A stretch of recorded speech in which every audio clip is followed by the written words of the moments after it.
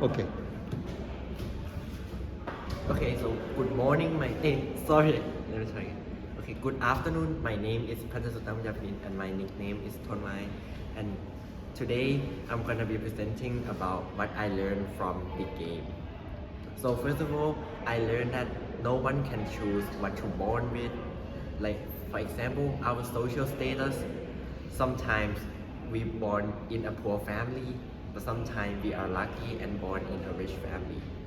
But what we have to saying is humanity and the empathy we can have for others. We could help others and engage in the activities to increase the bond, which can share love and kindness, and we don't have to discriminate others as well. And secondly, what I learned is that there are ups and downs in life. Like even though you are born rich, you can just get bankrupt and withstand some pressure later in your life. So nothing is stable, and so you have to be flexibility. You need to have flexibility and be ready to prepare for the change. Yep, and now I'm gonna be explaining about my business model. So as one of my family member was disabled, so I come up with the idea of a campaign to raise awareness for disabled people.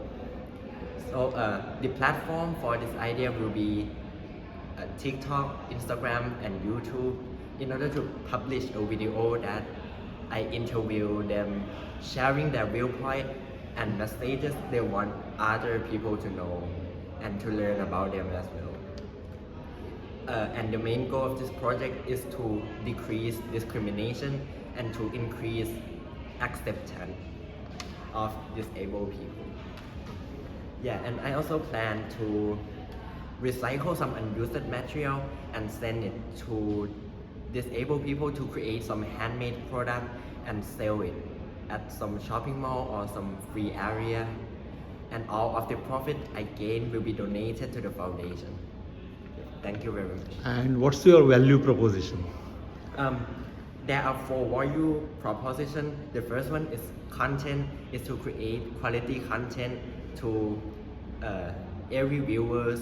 Secondly is customization, so we can adjust the videos and the sensitivity of the video based on how comfortable the disabled people want their personal information to be shared.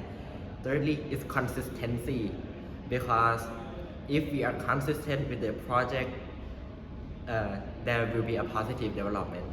And lastly is collaboration. We need to work together and to include disabled people to be part of our society. Thank you. And what's your message to the young people?